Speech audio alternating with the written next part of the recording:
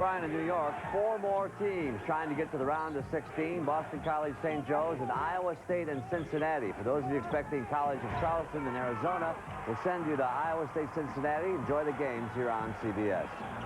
Most of you will see Boston College, St. Joe's. The rest of you, Iowa State, Cincinnati. See you later.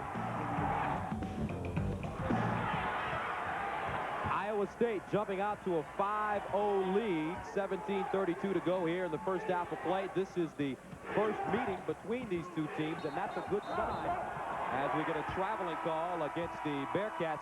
Kenny Pratt working inside. He got his first basket early.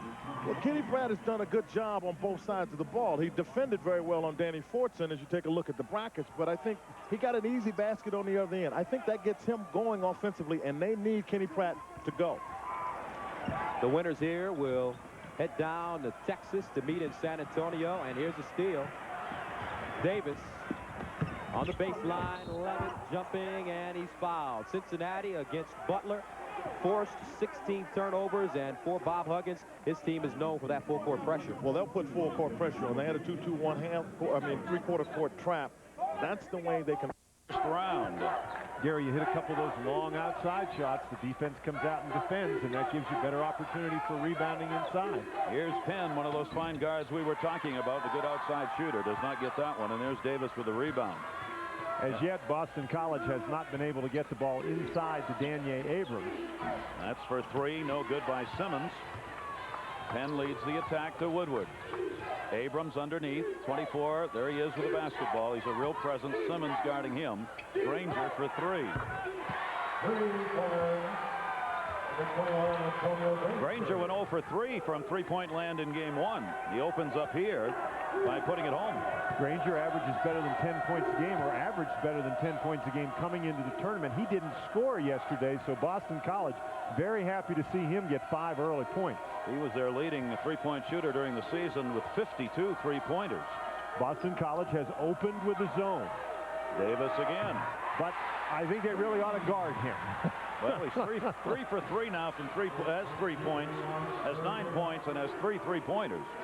So Davis, who they've left out there to look, has looked in.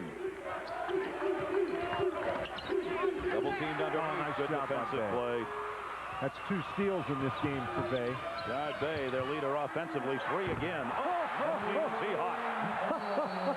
Yeah, Davis, who averages 14 a game, had 19 in the first round. He already has 12 points. He's 4 for 6 from three-point range.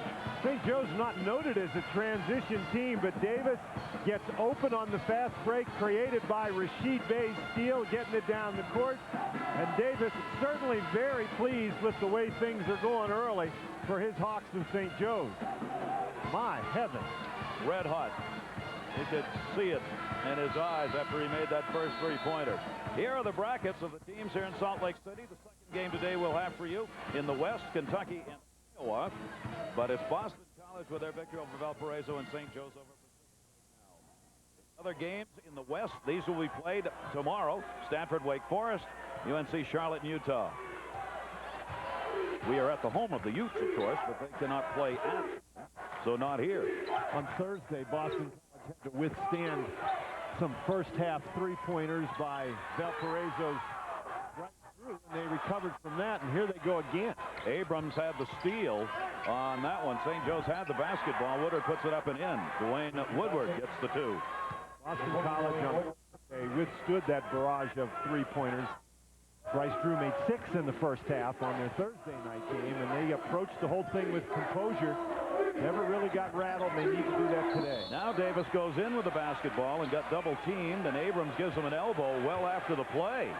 Abrams in the lane after the whistle put a shot into the midsection of Davis.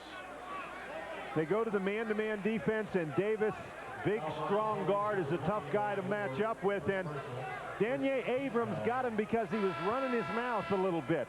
He had something to say to Dwayne Woodward, and before he got it all the way out, the senior leader, Danye Abrams, got that elbow into his Adam's apple, and that quiets conversation, I would think. It'll be Domani and Simmons going to the bench for St. Joe's, as they'll go to the bench early in this game, as they have done throughout much of the season. Terrell Myers has come in. Davis will go to the line, and he'll get 2, and he gets that one. You know, as long as you stay outside, you can do some sniping, but you're going to get close to Danier Abrams, you're going to do that talking. He's going to let you know about it. Then Abrams rubs his nose as though that will take the official's eyes away from where the elbow had gone. Davis has 14 points in the first 5.5 minutes. Championship is sponsored by Mercedes-Benz, the Principal Financial Group, UPS, and by Mountain Dew.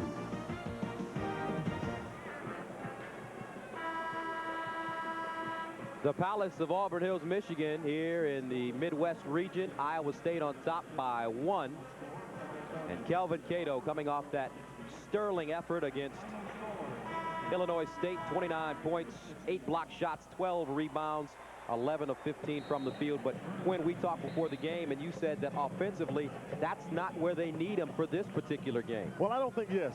I said that because I don't ever think they really need that kind of offense. He normally averages 11 points a game, so he obviously doubled that. What he has to do is come over and help out defensively, and that's why they've got Kenny Pratt guarding Danny Fortson and Kelvin Cato to come help and block shots. There's a lob, and we'll get a foul on the backside. Looks like Burton. All right, we'll keep track of this game for you here in New York City as Iowa State and Cincinnati just underway, 11-10 to score. Want to get you out to your game in Memphis, the College of Charleston in Arizona, and this St. Patrick's Day weekend. Want to send you down to a couple seasoned Irishmen, Tim Ryan and Al McGuire. Tim, you're on. Yeah, we're pushing that day, O'Brien. You're right. Southeast region second-round action from the Pyramid in Memphis, Tennessee. One of the Cinderella stories in the tournament, the College of Charleston, number 12, against the 4 seeds from Arizona, the Wildcats. Once again, a 20-win season. Now, Kansas advanced earlier with a win over the 8 seeds. Purdue, they await the winner of this game between Charleston and Arizona.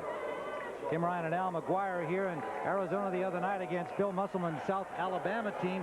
Struggled a bit against that defense, but the main guy delivered. Michael Dickerson came up big when they needed him. Especially at the end of the game when Arizona had that 17-0 run. That won the ball game. But Michael Dickerson is definitely the man. He's the go-to guy. He's a great offensive skills. He's silky and he slashes, has highly explosive. Well, now for College of Charleston, they had somewhat of an unsung hero with a big game in their opener. It was Stacey Harris, who scored 22 points. However, he was injured in the game, had to leave it after this play when he suffered a knee injury. And for more on how he's feeling for this game, let's go to our reporter, Craig James.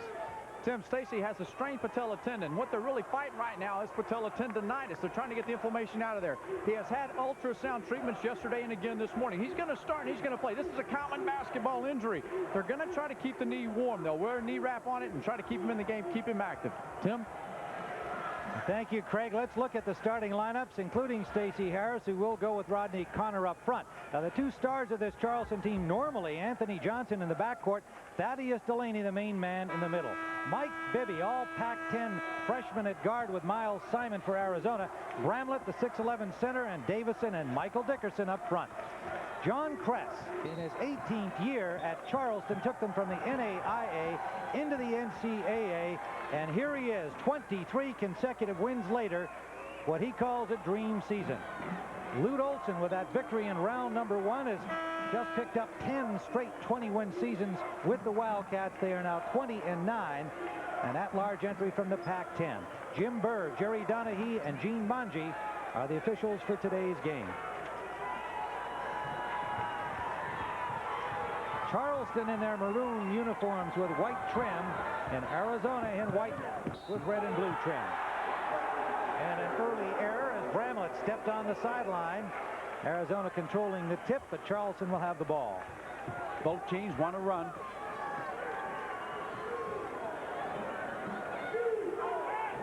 Connor will inbound it. This is Anthony Johnson. Man open underneath. He put the ball on the floor, did Connor, and it cost him. Connor just doesn't have the physical strength to go up through that net above him with these big guys from the Cats. This is Mike Bibby, son of USC coach Henry Bibby, Pac-10 freshman of the year. And he opens with a three-pointer. Bibby averages 12.5 a game, 6-1 from Phoenix, Arizona.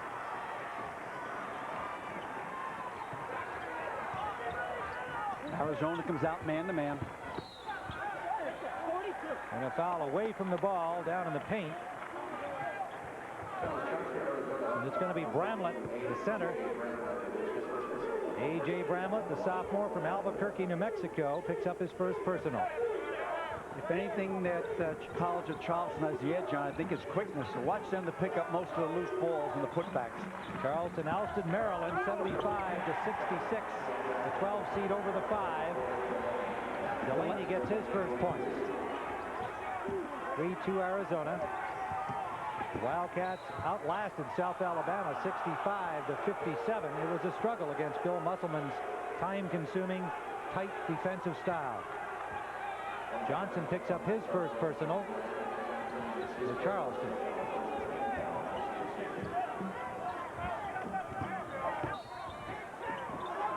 Foul before the shot. Again, too much hands that time by President. Jermel President, number 20, a sophomore from Charleston, played at Burke High School right there in the same town as where he's playing now for the College of Charleston. This is Davison, Bennett Davison, and it's Delaney.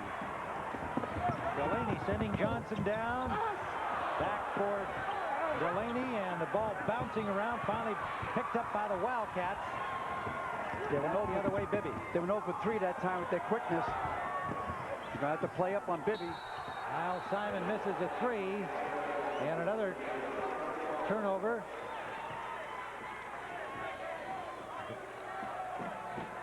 Arizona stepping on the line again. Bramlett this time.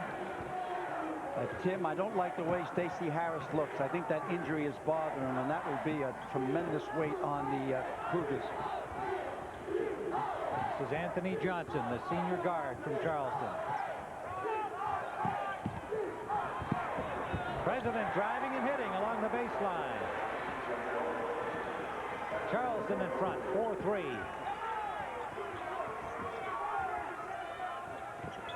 Bibby off the iron. Bramlett can't handle the rebound, and again it's Charleston ball. They can't allow Bibby to have that good of a look. He'll bury him. Charleston ranked number 16 in the country in the season-ending rankings, seeded 12 here in the Southeast. They've only been in the tournament once before. In 1994, they lost first round. The asset that Charleston's got is that they're mature. I've had them 3 years ago in the NCAA, and they lost to Wake Forest. The last 2 years they're in the NIT. Nice pass down low, good position. Bang does not affect. Delaney with 4 points. 6-3 Charleston.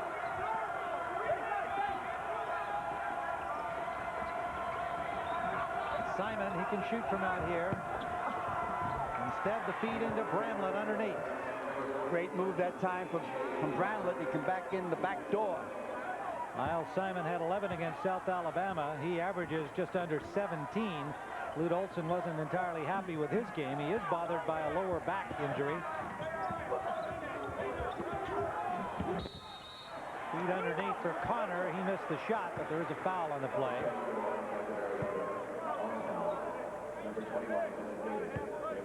Here's the kick down low.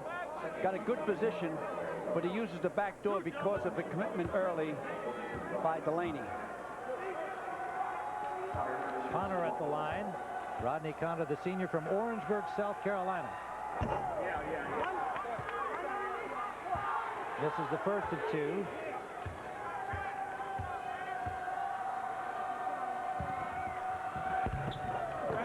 And misses both. Rebounded by Davison. I think if it's not there now, that the Wildcats right now should set up an extended offensive half-court game. Bramlett double-teamed and fouled by Stacey Harris. His first. You got to remember, Tim, that College of Charleston does not have a deep bench where Arizona does.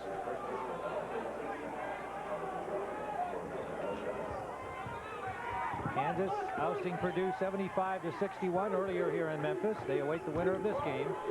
Dickerson on the pull-up. Won't go for him. The tip-in missed by Bramlett and rebounded by Delaney. Thaddeus Delaney, the 6'8 senior from Columbia, South Carolina. He's their leading scorer, 16 points a game. One of the keys to winning the NCAA is to have mature guards. Oh, nice play there. The feed from President to Delaney, 6 points for him. 8-5 Charleston. Bibby keeps his dribble alive. Simon now for Dickerson. Simon again, watched by Johnson, goes to Dickerson in the corner. 3-point try off the mark. Delaney rebounding. President's pass picked off by Bibby, anticipating it perfectly. Bibby will go the distance. Won't drop for him. And Dickerson and Delaney battle. The foul will be on Dickerson. Came over the back at the end. You can't pass when your defensive man is way off. You watch how far off Bibby is here. He turns the ball over there. Now he penetrates down the court. Tries to put English on it. It doesn't come down, and there's the foul. Charleston by 3. We'll be right back. How do you make a great buy better? Line goes underneath, and they'll get the 2. Harold Rasul underneath. Transition defense is going to be very, very important in this game. You've got guards in there for both teams who really like to look up the floor. They don't necessarily run up and down every time, but they can see opportunities and take advantage.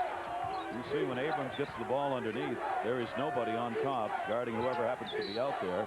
Bedard and a whistle away again. Got a push on the far side or a hold here. Looks like Myers. Boston College was back on defense, but they weren't really ready to go. And when Rasul snuck in behind the defense, what a great pass by Rashid Bey. Bey having an excellent game here in the early moments. 5 assists for Rashid Bey. Magloss comes in for Boston College. There you see 3 for 14 for the rest of the team, with Davis 4 for 6. Enough for St. Joe's to be on top because Davis has got 14 points. It's one of the reasons why Phil Martelli has won 44 games in his first 2 years. He knows when to put Davis back in the game. And these fouls are piling up here early on. That's 7 fouls now against St. Joe's. Remember, Boston College 22 for 29 from the free throw line in the first matchup in the first round. Won them that game, and they're going to get some chances here with 8:43 to go in the first half, and Woodward makes both. Boston College trying to punch the ball inside. St. Joe's not quite the size and power on the inside as Boston College, and as they scramble to defend, they're picking up the fouls. Good strategy by Boston College. Simmons, Tamani. They had a little room. The running is good. 25-19. St. Joe's on top. That is the first bucket for Bey and the first 2 points he's picked up. It's the first 2 points he's picked up, but he's been a huge factor in the game. That's a perfect illustration how you don't have to score to really help your team. Good defensive play by Simmons. 24 blocks during the season for Simmons, and he got a piece of that one underneath. Day stays in, Bedard on him for 3. Got it. Well, he heats up in a hurry. Gary, St. Joe's is a team that plays outstanding defense, and while they only shoot about 41% from the field on the year, they just have the knack for making the big, big shots, and that was a big one. Bedard, the jumper in and out. Thomas, the runner, and he travels.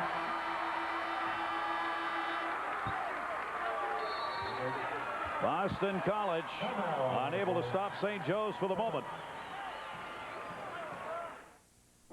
Clinic this afternoon. Let's go show you what's going on elsewhere in the tournament right now. Let's go quickly to Auburn Hills, where Iowa State and Cincy are battling it out inside, 24-22. Physical game. Both of these teams don't mind playing in the paint. Iowa State loves to play games in the low 60s. That's the kind of pace we look like we're headed for. That certainly favors a very experienced Iowa State team. And Cincinnati averaged 81 points a game. So they got their work cut out for them. 10 lead changes and 4 ties in this game at 24-22. And that's one of those games that's as tight as me in an airplane bathroom, Pat. One of the ones we thought would be snug. All right, a 2-point game, 7:23 left in the first half. Let's go to College of Charleston in Arizona right now. It's knotted at 10 down in Memphis. This is another matchup. Again, the teams match up so well. Both teams like to get out in the open court. Both teams not very big, but athletic. Charleston has more experience. 4 seniors start for them. Arizona doesn't have a senior on the roster. Thaddeus Delaney, the shack of the tack, has 6 points, 4 rebounds for the Cougars. And Arizona takes a 2-point lead. Let's go back to Salt Lake City, 28-21. St. Joe's. We'll see you later. 12:35 to go first half. Johnson tried to bounce pass it in to Delaney, and Terry, the ever-quick, ever-alert guard, knocked it out of bounds. 2 subs up and ready for Arizona. Bank shot missed by Delaney. That wasn't good shot selection that time. Bramlett made the rebound. Dickerson. Show you that he's an eventual pro. He had to recock that shot. Very seldom when you have to recock do you bury it. 4-point lead Arizona. 4 points for Dickerson.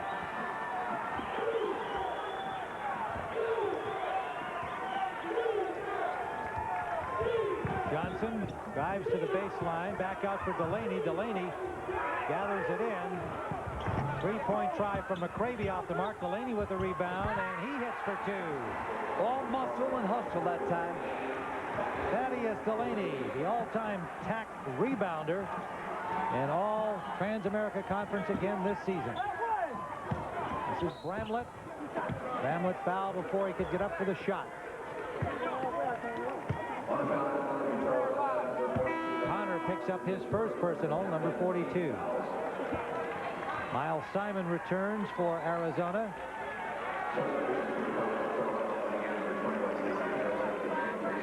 And also into the game for Arizona is Eugene Edgerson, the freshman from New Orleans, number 33, 6'6" freshman. Cedric Weber comes in for Charleston, number 23, sophomore forward from Columbia, South Carolina. Bramlett with 8 points.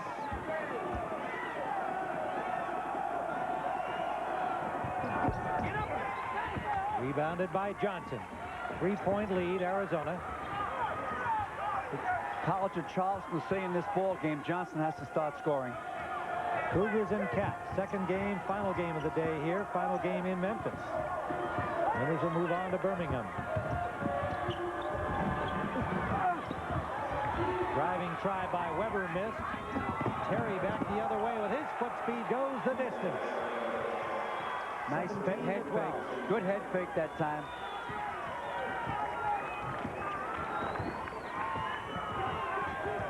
$11 minutes left, first half. And back the other way comes Anthony Johnson. I thought the last time Terry drove, he did palm the ball, which got the defensive man. Wow, he went by that guy. Terry again blowing to the basket. He blew by Johnson. Johnson didn't know what hit him. It looked like a hurricane. 4 points for Terry. 5-point lead, Arizona.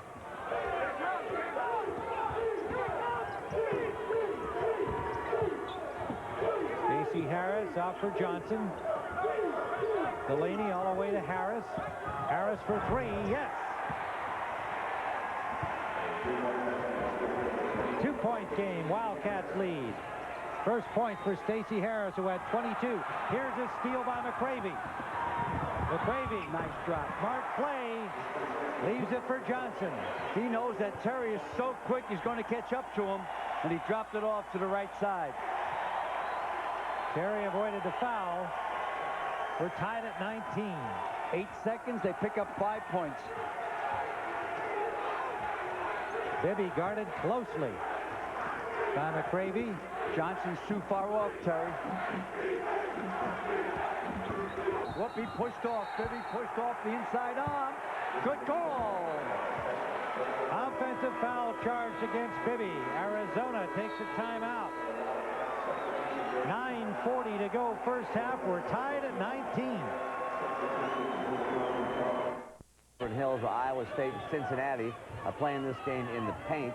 It's a 2-point game, 30-28, Cincy and white. Cincy has pressed a little bit full court early on. They backed it up to half court, got a turnover and a 3 out of it. Kenny Pratt, who only had 5 in game 1, already has double digits with 10 for Iowa State. Iowa State trying to keep the game probably in the 50s, while Cincinnati averages 81 points a game. Yeah, Cincinnati would like to get out and run, but the key for them is if the game is slowed down, they have to show patience not only on offense, but defensive patience without fouling as well. 3 Cyclones with 8 or more points in this game. Kenny Pratt with 10.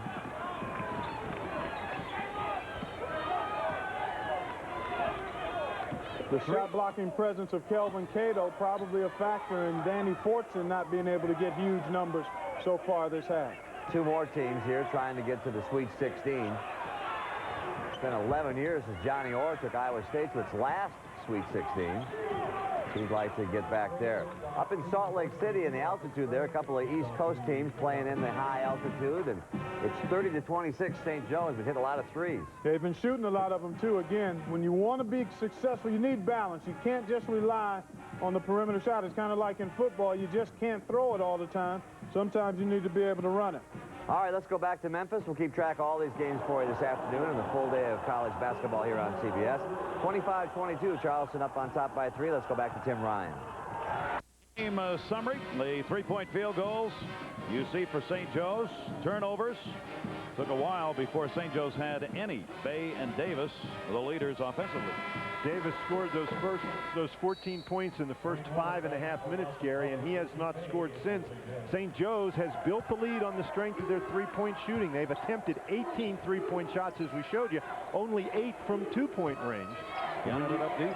Well, they're 10 for 26, but when you're going to convert 6 of those into 3-point baskets, that really rolls the score up quickly. Davis, the man who started out with those 3-pointers early in the game. Myers from the other side, and Penn with a rebound. Tony Penn, the offensive leader. BC continues to go down that baseline and underneath, and they get the 2. Antonio Granger now with 7 points in the game, and he's really a guy, if he gets loose in transition, he can score a lot of points, and St. Joe's better find him when Boston College is trying to push it up. Granger with no points in that first game here in the tournament, so we wouldn't mind having a big game here, and neither would Boston College. Boston College in that matchup zone, really trying to find the shooters. Simmons, a 40% 3-point shooter on the year, doesn't get it to go there, and Arthur Davis commits a foul. Curley came down with a rebound, and Davis had to reach in from behind. Interesting today in the pregame warm-ups, as we sat here and watched, Davis got into trouble with his own teammates. They wanted to run a drill. He didn't want to do it or something, and they got into a little shouting match about it, and then it got a little physical, and some teammates had to step in and separate him from some of the other teammates. He actually had a disagreement with Duval Simmons, threw the ball at him. Yeah. But that's what playing in the second round of the NCAA tournament can do. You get a little wound up and fired up, and I'll tell you what, though, he came out, Arthur Davis did, early, and released that aggression very comfortably, scoring 4 3-point baskets and 14 points in the first 5.5 minutes. He's going to need to find that offense again. Curley, and he goes 1 for 2. And Curley's got 8 points in the game for the Eagles, who have cut that lead to 1.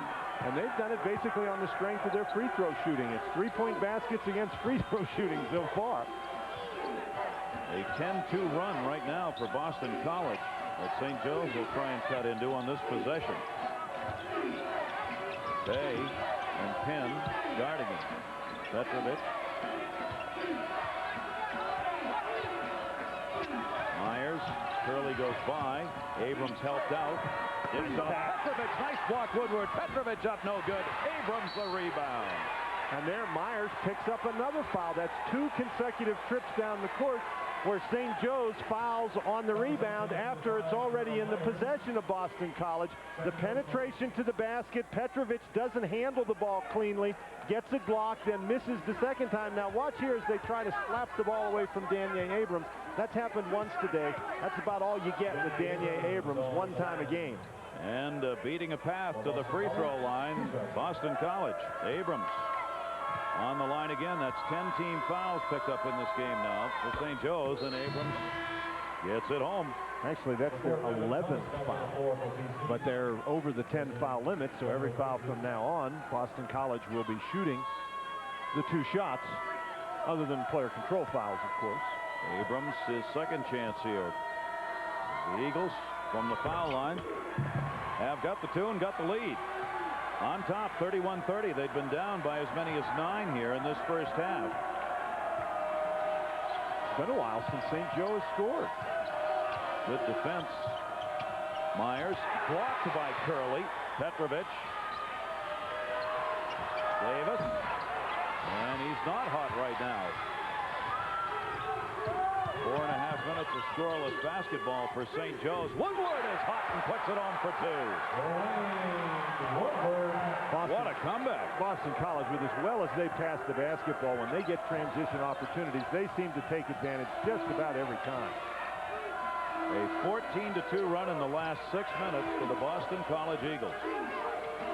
The Boston College defense really has St. Joe's a little frustrated. They're not passing the ball very effectively. A couple of dribbles, sort of aimlessly passing it around the perimeter, and then as the shot clock runs down, shooting it. And Bay, that three-point attempt, he was off balance on it. Thomas goes to Abrams, quickly double team. Ken, that's for 3. Nice block out by Simmons. Make sure he had Abrams out of there. Attempted steal, couldn't get it. Bay the other way after he got by Skinny Penn. Simmons, and he's got the 3. And that was a big basket for St. Joe's. They got that in transition before the Boston College defense really got set. That matchup zone really creating problems. St. Joe's now 7 for 24 from beyond the arc. And technical foul on the St. Joe's bench. Phil Martelli was standing up. I don't know if he's the one who said something or if it was one of the assistants. No, I think they rung up Phil Martelli.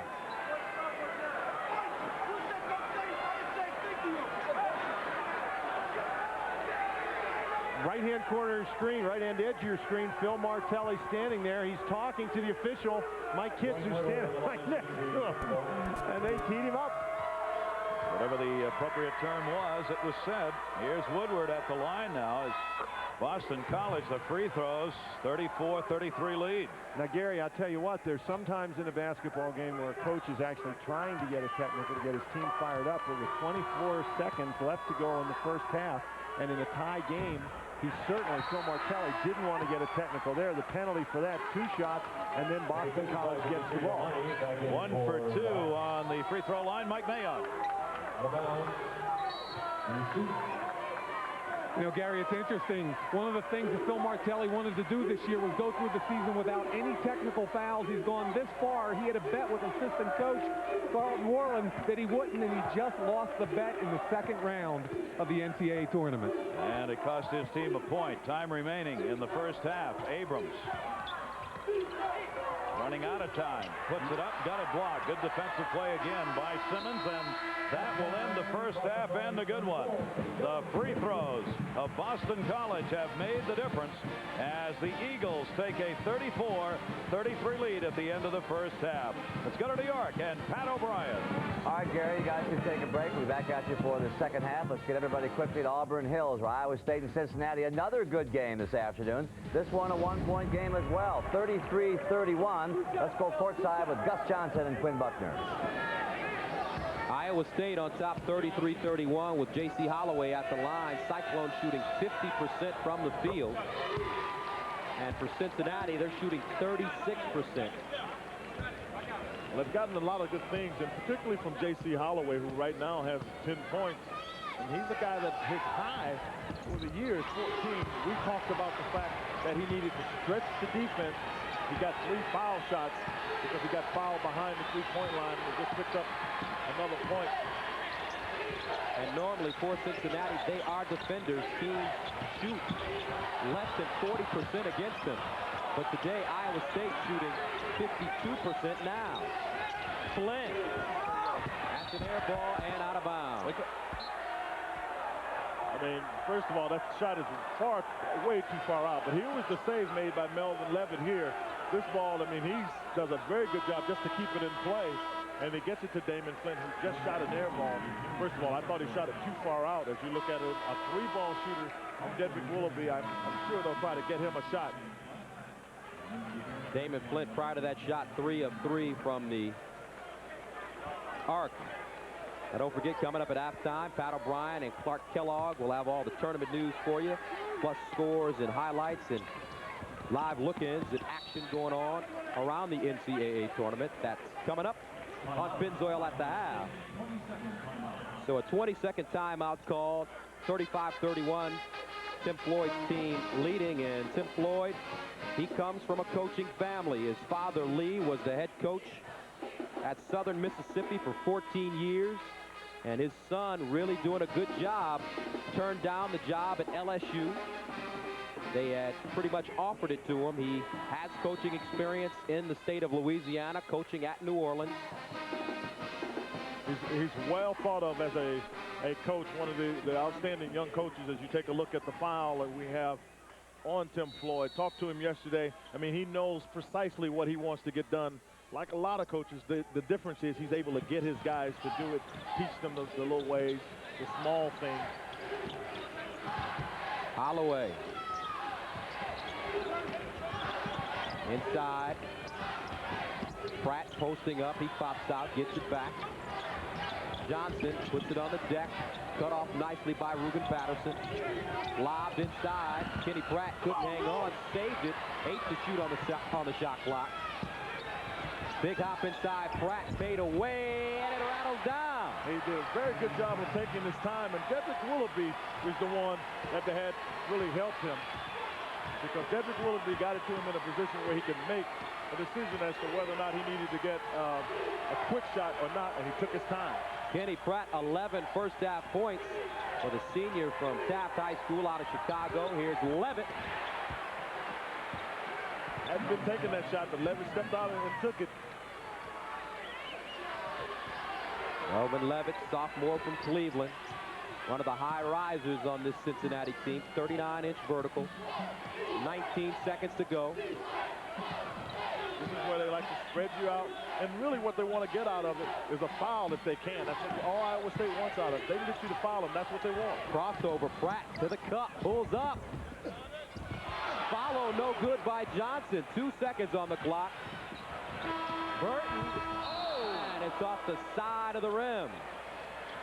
So we head into halftime. Iowa State, the number 6 seed, leading Cincinnati 37-34. Pat O'Brien, Clark Kellogg will be along with Pennzoil at the half right after this message and a word from your local station. Pat O'Brien and Clark Kellogg will have scores and highlights from the other action in the tournament today. Live look-ins at some of the excitement going on around the nation in the NCAA championship tournament.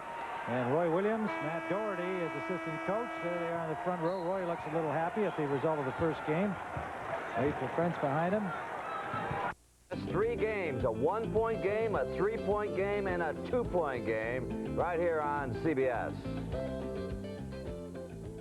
CBS Sports presents Pennzoil at the Half, sponsored by Pennzoil. Formulated for today's stop-and-go driving. Stop, go, Pennzoil. Our research staff there, pretty good basketball this afternoon. Pat O'Brien along with Clark Kellogg watching the games along with you. Let's get you up to date on what's going on right now. Iowa State and Cincinnati at the half. Iowa State 37, Cincinnati 34. Balanced scoring for Iowa State. 3 guys in double digits already. Cato doing a nice job inside. All right, out in the West, second round action, Boston College and St. Joseph's. St. Joseph's jumped out early with all those 3-pointers, and then BC came back. They lead by 1 at halftime. BC doing a job drawing fouls and getting to the free throw line in that first half. All right, down in Memphis, 2:45 left in the first half, and Arizona leads the College of Charleston 33-29. Let's go courtside right now with the Ryan Express. Tim Ryan and Al McGuire. Rodney Connor returns for the College of Charleston. 6th-team foul against Arizona. 2:43 left in the first half. A 4-point game. Wildcats on top. It's been a back-and-forth seesaw battle. This is Anthony Johnson.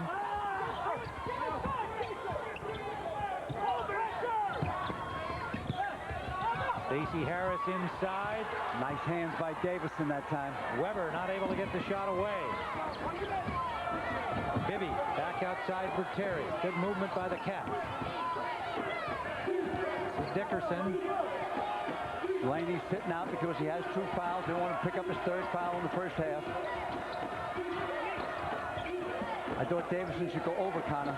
Bibby for 3 off the front iron. Into the hands of Dickerson, has it knocked away. Charleston recovers. This is Shane McCravey. Harris buries a 3. Oh, that That was a dynamite shot. He hit that one bending towards the rim. All right, and so 33-32 our score in the first half. We'll keep you up to date on this game as the day progresses. Remind you that tonight here on CBS, the last two national champions in action. Kentucky and Iowa about 7:06, and then Xavier and UCLA at the same time, and we'll have those games for you live right here on CBS. Thanks for watching Pennzoil at the half. Enjoy the second half here on CBS. For all of us, we hope you're enjoying the games, and the good ones they are. Pennzoil at the half was sponsored by Pennzoil, formulated for today's stop-and-go driving. Stop, go, Pennzoil. Bibby back for Dickerson. He goes for three. Gravy can't get to the ball, but it'll be Charleston's off the iron shot from Dickerson. 1:01 to go first half. The 4-seeded Arizona Wildcats lead by a point over one of the Cinderella teams in the tournament, the Cougars of Charleston. Heads up here. I look for Charleston to take it down many ticks on the clock. Try to have Arizona only get one more possession. Trans-America Conference champions, Cougars of the College of Charleston. This is Anthony Johnson.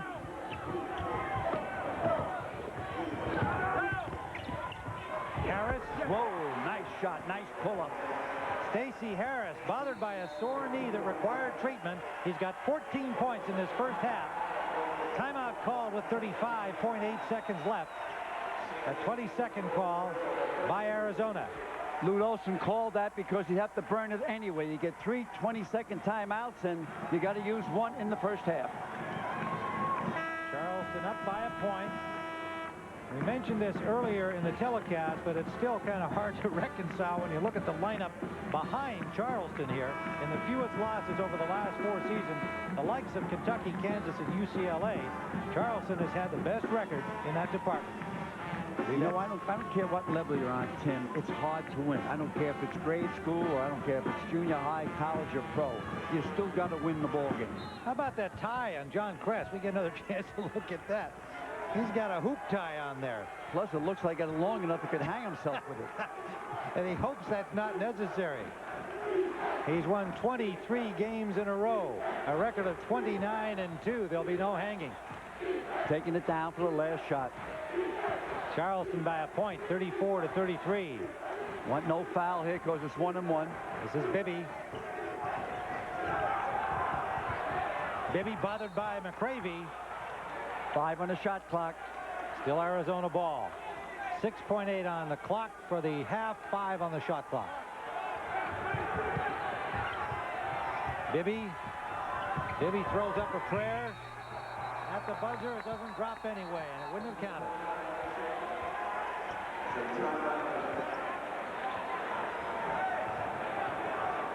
Still 7/10 remaining.